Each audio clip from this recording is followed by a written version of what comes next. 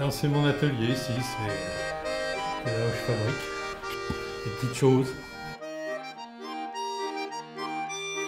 Je travaille sur Pierre et le Loup et je travaille particulièrement sur le grand-père.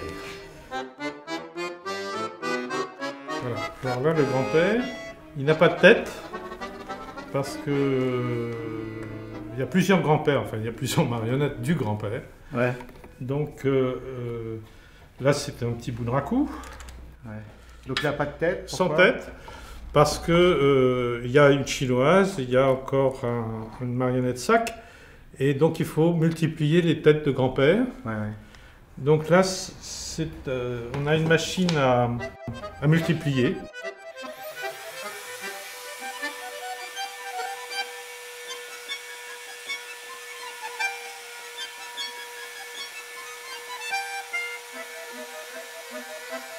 Et l'idée de déparage, c'était de rendre une espèce d'hommage à ces sculptures sur bois, puisque ces têtes de bois, de marionnettes, sont traditionnellement faites en bois.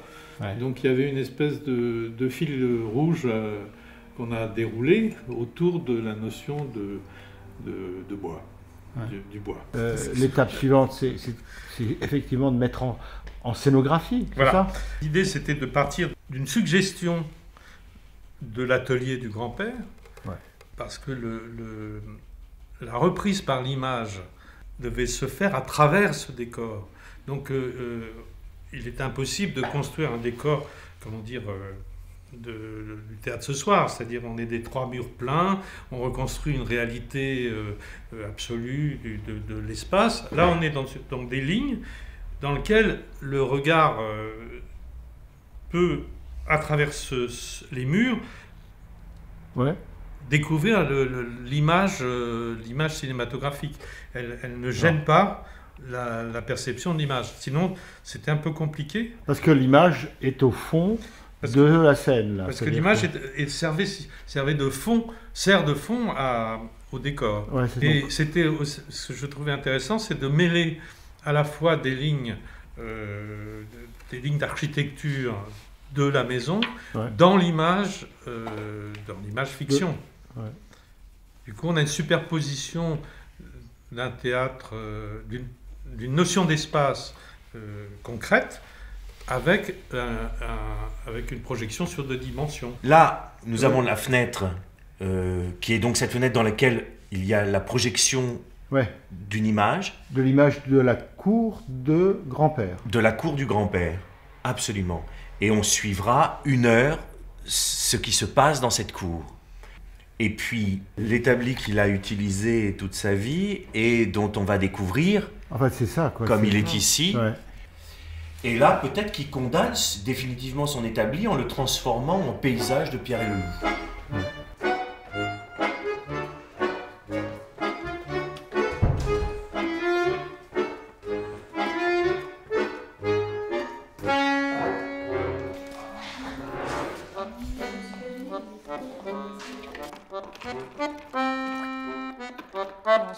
Si c'est nécessaire, je pense que quelque chose comme ça. Je vais chercher, mais pas tomber comme ça.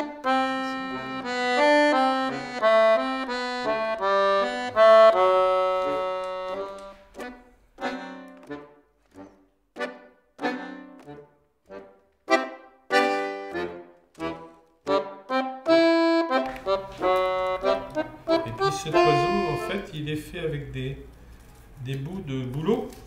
Un petit clin d'œil à l'univers du bois. Ah ouais. Et du coup, j'ai fait les plumes de cet oiseau avec des écorces de bouleau qui, quand elles sont très fines, se recroquevillent comme des plumes. Donc, sur un corps en tilleul.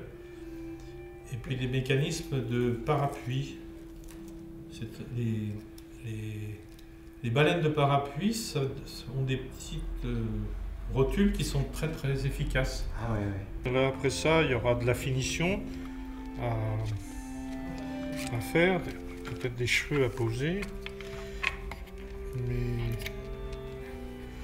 sinon, normalement, à quelques petits détails encore, elle va pouvoir aller travailler sur le plateau. Il faut que ça travaille ces petites marionnettes quand même. Alors, j'ai prévu un retour. Alors, je mettrai une vis plus tard. Parce qu'il y a un problème de tension du ressort.